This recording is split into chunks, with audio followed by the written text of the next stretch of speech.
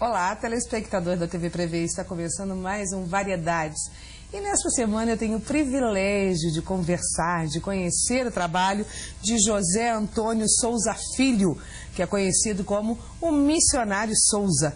Aos 58 anos de idade, percorrendo o mundo há 33 anos, sua missão é pregar a mensagem de Jesus Cristo através da Bíblia.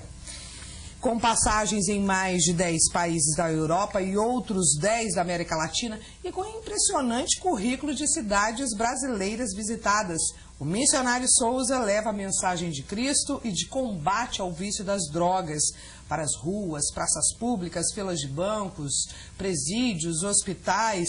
Ele participa de debates, concede entrevistas para os principais órgãos de imprensa do país e também do exterior. Poxa, missionário, há quanto tempo trabalhando nesta pregação de levar a mensagem de Jesus Cristo? Mas como tudo começou? Onde e como começou? Bem, Nádia, tudo começou nos anos 70. Antes de me tornar missionário, eu era um ex-dependente químico, era um hippie, vivia nas baladas dos anos 70, aquela época dos Beatles, Rolling Stones, Janis Joplin. Então, eu era um dos jovens da época que me envolvi naqueles embalos. E eu tive uma crise terrível. Depois de 7 anos sendo usuário de drogas, eu tive uma decadência espiritual, moral, e fiquei internado no Hospital de Desequilibrados Mentais, lá no Rio de Janeiro, isso no ano de 72. Certo. E eu tentei até o suicídio, né? Porque eu estava numa situação insolúvel. Ninguém me entendia e eu não entendia ninguém. Mas isso foi em decorrência de algum fato específico da sua vida? Foi isso que te abalou, alguma coisa assim? Foi tudo em decorrência da falta de estrutura familiar.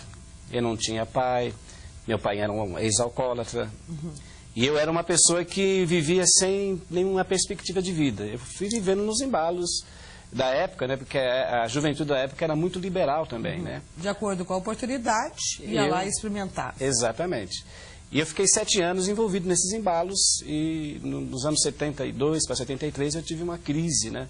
Não entendia as pessoas, eu estava com problemas dos meus neurônios, porque eram drogas injetáveis, e as drogas injetáveis realmente ela era fulminante, né?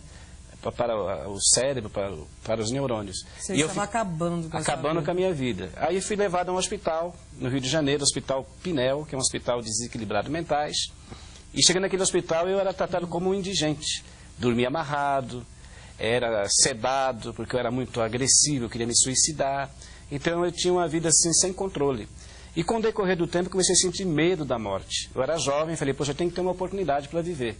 E o que me levou a buscar a Deus foi a natureza. Comecei a olhar para o mar, para o oceano, e aquilo começou a me despertar. Eu pensei comigo, se é um Deus que criou o universo e mantém esse universo sob seu controle, Ele pode também me reger a minha vida, me dar uma vida de evolução. Eu estava muito abaixo da sociedade, eu era inútil para a sociedade. Você queria uma saída? Eu queria uma saída. E foi através da leitura da Bíblia, solitariamente. Quero deixar bem claro, eu não fui envolvido por religiões, ninguém tentou me dar uma palavra de estímulo. Pelo contrário, viciado em drogas na época, nem as igrejas admitiam. Você tem uma ideia, eu entrei numa igreja... Eram discriminados. Era discriminado. Eu entrei numa igreja evangélica em São Paulo, depois que eu saí do hospital, e como eu estava cabeludo ainda, eu era hippie, eu entrei no último banco da igreja para ouvir a mensagem. E o pastor, quando me viu na igreja, ele parou o culto e falou para um diácono da igreja, tira para fora esse mundano, porque aqui não é lugar de mundano. E eu fui expulso da igreja. Então aquilo me deu uma certa angústia. Eu falei, já que a igreja não vai me receber, eu tenho que buscar Deus pela palavra dele, que só a palavra poderá preencher o meu vazio. É por isso, então, que você não tem vínculo com bandeiras de igreja? Você é um missionário cristão, mas não detém o nome de uma igreja em específico? Não, não é só por isso. Eu não guardei nenhum tipo de rancor ou de... como se fosse uma vingança. Olha, agora eu não quero saber mais igreja. Não, eu me dou bem com as igrejas até hoje. Certo. Eu faço palestras nas igrejas, me dou bem com todos os ministérios. Apoiam o seu trabalho? Alguns apoiam, outros me discriminam. Até hoje, que meu trabalho é um trabalho de pregar em praças públicas, hospitais. Eu sou um pregador itinerante, voluntário. Então, quando você não vive sobre a tutela de um líder, eles acham que você é um rebelde. Então, eles querem te manipular. E eu não admito que alguém me manipule. Eu quero ser útil à igreja, eu quero estar junto com a igreja, mas fazer meu trabalho independente de influências de líderes. E você sente que você serve a Deus? Sinto, porque a gente vê o resultado no dia a dia. A gente sente esta graça de Deus nas nossas vidas, né? Até tem um ditado: time que se ganha não se mexe. Então, cada dia que eu vivo com a presença de Deus e com a palavra de Deus, eu sinto uma evolução na minha vida, tanto espiritual, social e moral também. Eu digo isso porque eu era um perdido e hoje cheguei a ocupar cargo de chefia numa empresa, o Ibope.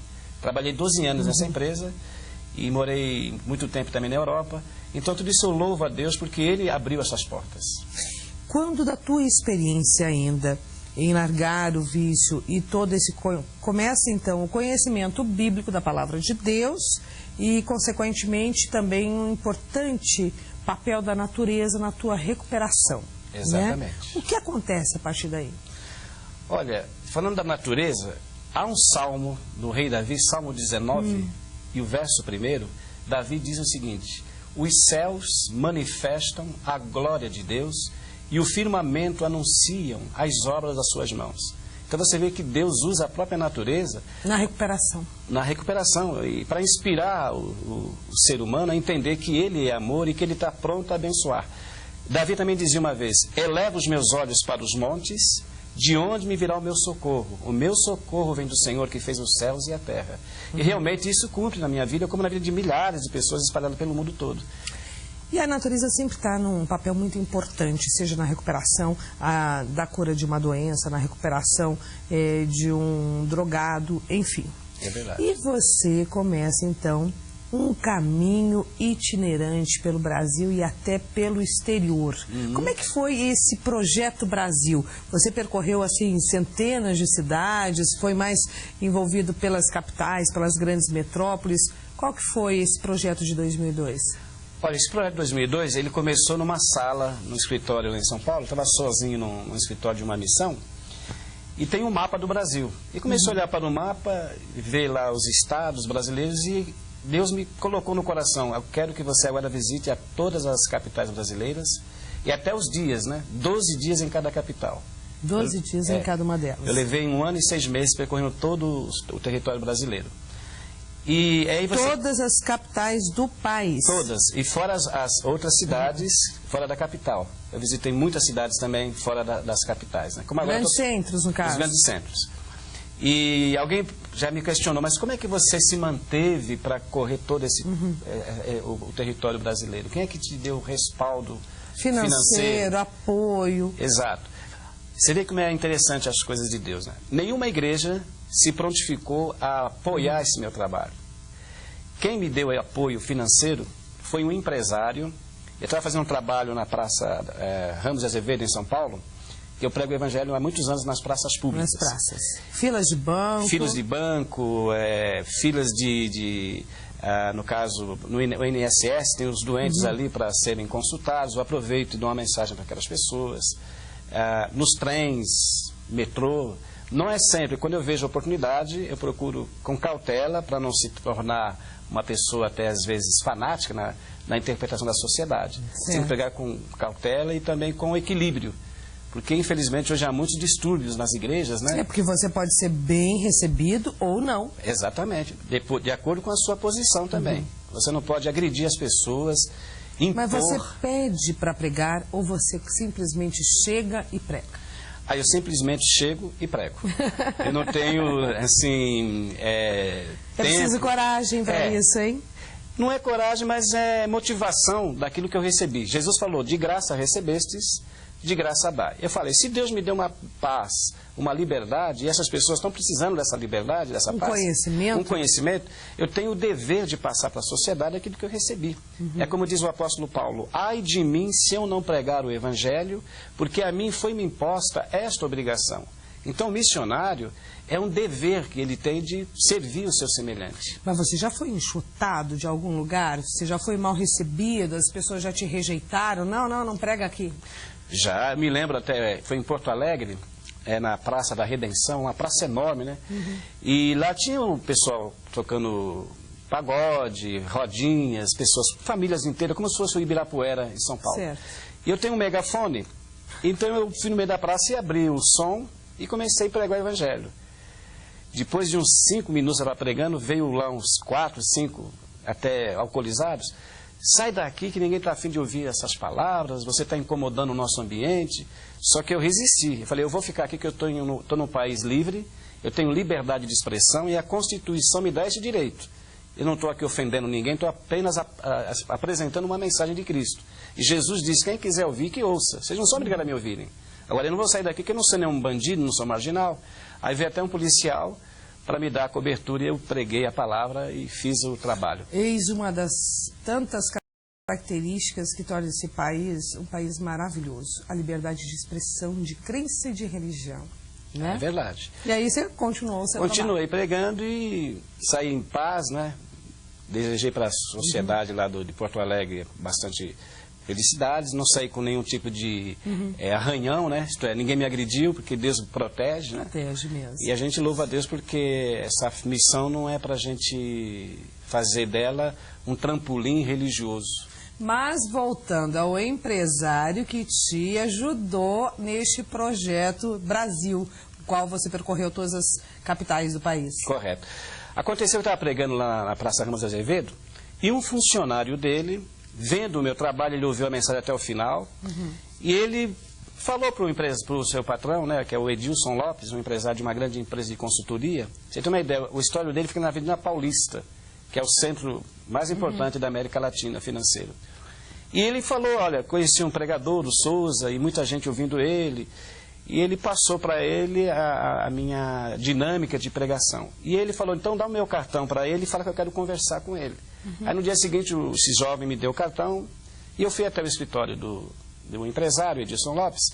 E ele falou, Souza, eu não sou religioso, não tenho nada com igreja, eu sou apenas um empresário, mas eu admiro pessoas que têm o dom de comunicação. Eu queria que você viesse aqui uma vez por semana dar uma palavra para os meus funcionários. Às vezes eles entrarem no expediente comercial, eu quero 15 minutos que você tire para dar uma palavra de estímulo, uma palavra de apoio espiritual para os meus funcionários. Eu falei, pois não.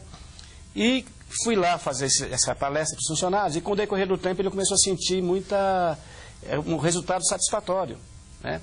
E ele então falou, Souza, eu quero agora que você dê a sua conta bancária, eu sei que você quer viajar pelo Brasil, fazer um trabalho de missões, que eu tinha falado para ele que eu ia viajar, e eu quero colaborar com esse ministério. E todos os meses, não faltou um mês, durante 1 ano e 6 meses, tinha lá uma boa quantia na minha conta, porque eu tenho que pagar hotel, restaurante, condução, deslocamento. E ele fez um trabalho filantrópico maravilhoso, que nenhuma igreja se prontificou a fazer, Deus usou ele. Você veja, e você tem, assim, a exemplo dele, outros tantos testemunhos de pessoas que colaboram nessa tua missão. É verdade, eu tenho um irmão na fé, chamado Samuel Coelho, e já são quase 5 anos que o Samuel, todos os meses, ele colabora também colocando uma quantia na minha conta. O empresário fez a parte dele pelo Brasil, e eu também não vou querer mais que ele colabore, porque ele já fez a parte dele. Mas deixa eu entender um pouquinho mais sobre isso. A partir do momento que você recebe esta missão, e tem esse desprendimento, você abriu mão de tudo, de trabalho, de família, de namorada, enfim, para se dedicar a esta missão? Olha, renunciei tudo, renunciei a namorada, eu era noivo, em 86, e a minha ex-noiva chegou para mim e falou, Souza, eu tenho vergonha de te acompanhar nos trabalhos evangelísticos que você faz ao ar livre. Eu não me sinto bem, eu me sinto deslocada, quando tem aquela multidão lá te ouvindo, eu fico meio, não me sinto bem. Eu falei, tudo bem. Ao passar do tempo eu comecei a me esfriar, isto é, não falei nada para ela na hora para não causar um impacto.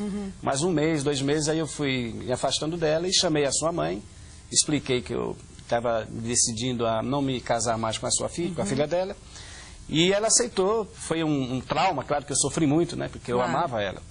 E eu fiz um pacto com Deus de não mais ter nenhum relacionamento com namorado ou me casar. Amoroso. Nem com ninguém. Então, daquela data de 86 até hoje, eu me mantenho solteiro e o meu propósito é morrer solteiro. Não desprezando o casamento. É que estou tão grato a Deus pelo que Ele fez na minha vida, que eu não quero me deixar levar por nenhum tipo de emocionalismo. Nem conjugal, nem religião, nem igrejas. Eu quero que me manipule. Você é um missionário independente cristão. Exatamente, essa é a palavra. Agora eu me dou bem com todos os segmentos religiosos. Respeito os católicos, respeito os espíritas, os evangélicos em geral. E quando eu sou convidado para uma palestra, eu não prego o que eles querem ouvir. Eu prego o que a Bíblia quer que eu fale, o que Deus quer que eu fale. Então, às vezes, eu consigo até ter muitos inimigos meu dentro da igreja, porque eu não prego uma mensagem light, como eles estão acostumados a ouvir. Eu prego a mensagem com autoridade e com a graça de Deus, mas sem querer fazer do evangelho uma espécie de marketing comercial. E agora o missionário Souza está em Bauru, veio gravar esse programa conosco, ele que já esteve também na região, passou recentemente por Marília, Presidente Prudente, né? E Ribeirão Preto. Voltando. Eu agora estou fazendo só o trajeto pelo interior de São Paulo, interior do Paraná, e vou fazer agora o interior de Santa Catarina. Sempre é o mesmo roteiro, você chegando numa cidade, você vai pregar em praça pública, em filas de banco, filas do INSS, você visita também presídios? Muitos presídios. Eu visitei vários presídios no Amazonas, Mato Grosso, em Aracaju, Salvador. Em casas de reabilitação também? Muitas casas de reabilitação. A última que eu tive agora foi em Araraquara. Certo. E incrível que essa casa de recuperação, que eu achei muito bem montada, bem estruturada, é católicos. São católicos. E eles me convidaram e eu tive o prazer de ministrar a palavra de Deus e muitos jovens ali ouviram. E depois nós nos congratulamos, né? Então houve ali um entendimento, porque Cristo é o mesmo, né? Ele não veio para os evangélicos ou para uma entidade religiosa, ele veio para todos, como ele mesmo diz, né? Todo aquele que vem a mim, de maneira alguma eu lançarei fora. E a respeito deste projeto internacional, em 2002 até 2013 você percorre todo o país, as principais capitais, ou todas as capitais? Todas as capitais e mais o Distrito Federal. Certo. E um ano depois você iniciou o projeto Europa. Exato. Né? Quais foram os países que você visitou e como é que foi essa experiência internacional? Correto. Pregar aqui é diferente de pregar lá? É muito diferente. O projeto Europa, ele começou em Portugal. E também ninguém me mandou ir até Portugal, ninguém me sugeriu que eu fosse até lá. Eu senti de Deus de começar a fazer esse trabalho em Lisboa. E eu quero também ressaltar que houve um amigo meu que ele não é ligado à igreja. São essas fotos que você nos trouxe? Sim, tem algumas fotos aí pela Europa e também do Brasil. Então, Rodrigo, mostrar pra gente? Correto. Lá é onde? Esta foto foi lá em Frankfurt, na Alemanha. E se o Rodrigo pudesse voltar um pouquinho para me dar uma ideia de Frankfurt, que aquele tradutor que estava me interpretando, ele é um jovem português, pastor. E como eu não falo em alemão, é óbvio, então é ele que me traduzia nas pregações ao ar livre, né?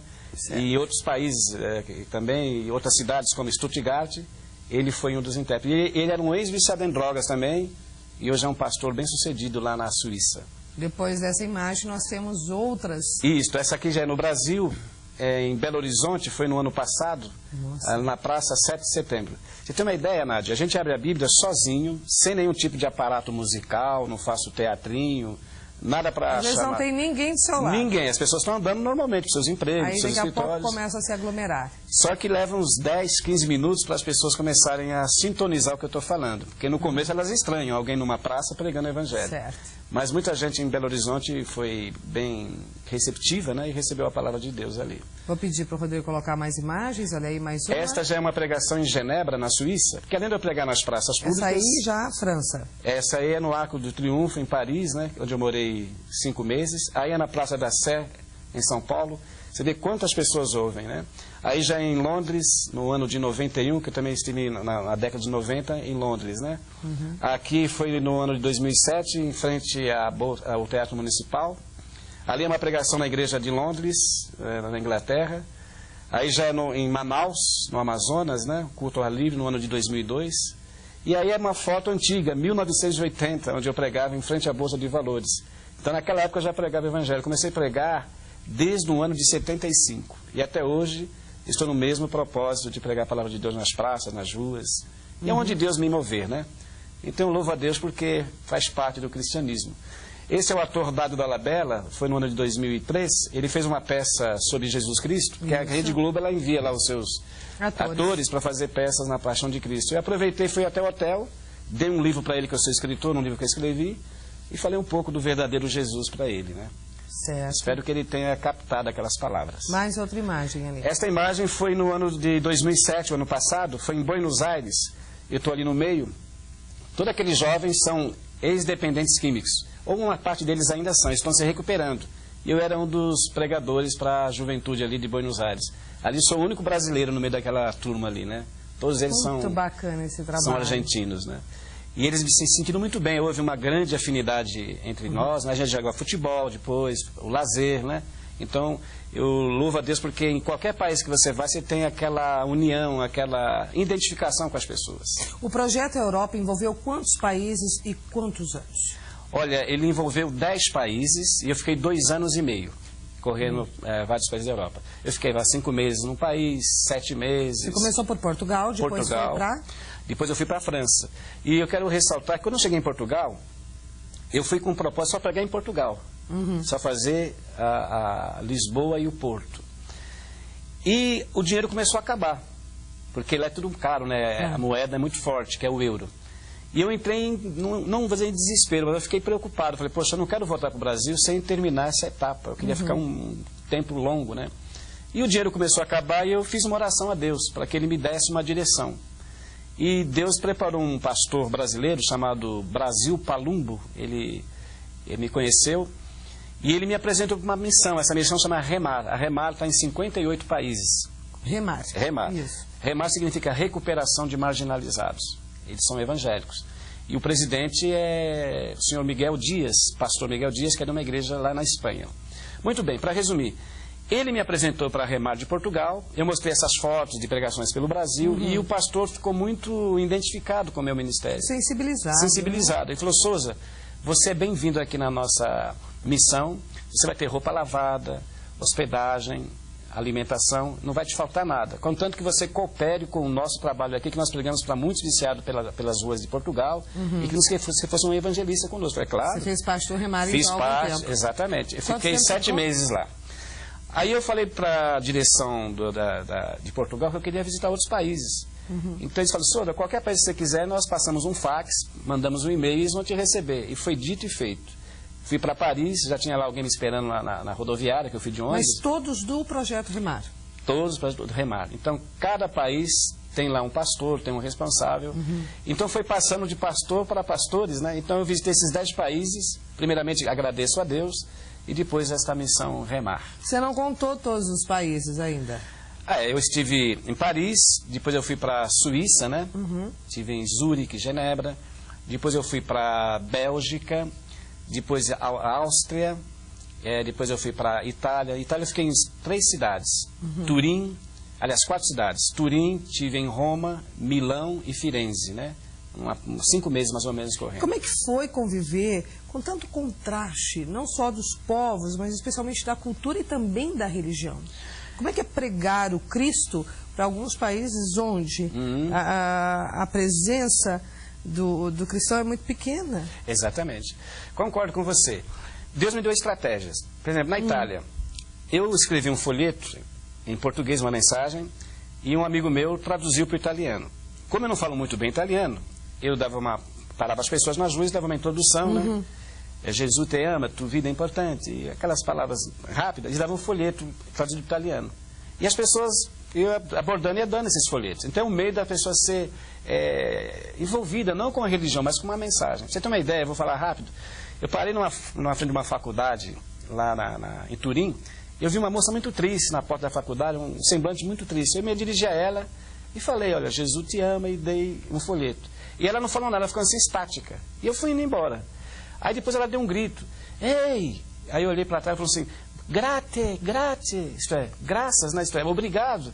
Então, acho que depois que eu fui embora, ela sentiu que algo ficou marcante na vida dela. E ela deu aquela reação e aquilo me alegrou muito. Falei, poxa, Deus realmente moveu o coração daquela jovem, porque ela se despertou e agradeceu pela mensagem, né? Então, são essas experiências que motivam a gente a continuar pregando o Evangelho. Então, o idioma, a língua, não foi empecilho para você cumprir o seu papel nesses países? Não foi empecilho, porque quando eu pregava nas igrejas, sempre tinha um intérprete. Certo. Na Itália eu tive vários Mas intérpretes. nas ruas? Nas ruas eu ia sozinho. Então. Agora, quando eu tinha um trabalho ao ar livre, como na Alemanha, já tinha lá o pastor Paulo de Oliveira que me traduzia. Mas quando eu estava sozinho, pra você ter uma ideia, em Londres, eu preguei muito dentro dos metrôs, trens e ônibus. E aceitação? É a melhor possível. Por exemplo, dentro dos metrôs, chega ali, as pessoas estão ali lendo, porque os ingleses gostam de ler muito. E eles não fazem comentários nos transportes, são tudo aquele silêncio, né? Aquela vida de, como diz, estética, cultural. Então eles não são como nós aqui no Brasil, né? E Deus me incomodava para que deixasse uma mensagem objetiva para eles. Eu dizia assim, excuse me, read the Bible because the Bible is power of God. Jesus loves you. Your life is very important for Jesus. God bless you. Eram essas palavras. Jesus te ama, sua vida é importante para Jesus. Leia a Bíblia. E eles diziam, thank you very much. Isto é, muito obrigado.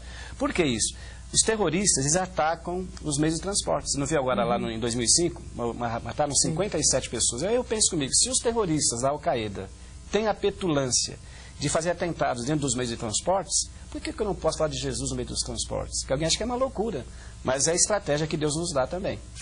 Já que o missionário Souza pregou por tantos países da Europa, por todas as capitais brasileiras, eu gostaria que o senhor pregasse aqui também.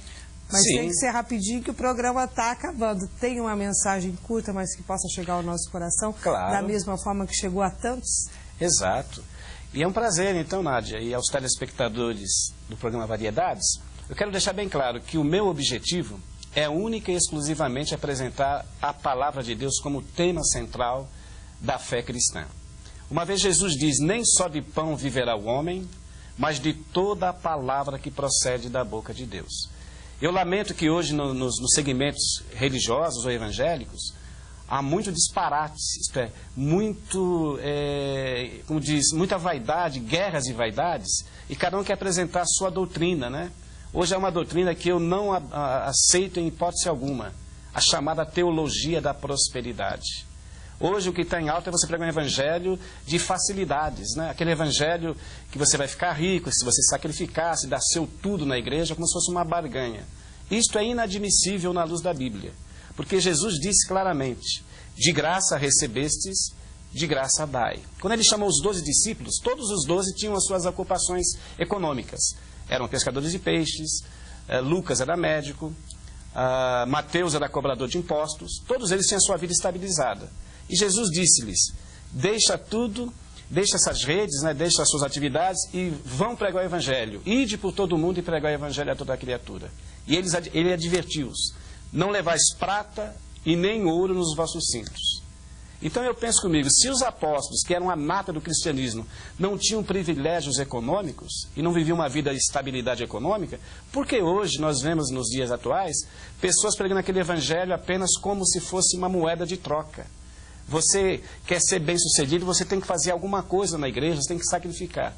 Isso é um absurdo, porque a Bíblia diz, lá no livro de Eclesiastes, capítulo 5 e o verso 1, o rei Salomão diz o seguinte, quando entrares na casa do teu Deus, guarda o teu pé, inclina-te mais para ouvir do que oferecer sacrifício de tolos, porque Deus não se agrada de sacrifício de tolos. Então a igreja, hoje nós temos que saber que a igreja é um meio de você estar ali em comunhão com os irmãos e ouvir a palavra de Deus e aplicar no seu dia a dia aqui fora. Porque Jesus disse, quem me ama, guarda a minha palavra, e quem guardar a minha palavra, o meu Pai o honrará, e viremos para ele e faremos nele morada. Então, para concluir, eu quero dizer para você que a igreja é importante você frequentar, participar dos cultos, escola dominical, estar em comunhão com os irmãos. Mas a igreja em si não faz a diferença. Um exemplo, quando alguém vai no cinema, ele não vai pelo cinema, ele vai pelo filme. O que lhe atraiu foi o filme. É como a igreja. Quando eu vou numa igreja, eu não vou pela igreja, eu vou pela palavra. É ela que me atrai, é ela que me dá estrutura espiritual. Se não tiver a palavra, é como ter um carro e não ter gasolina, está morto.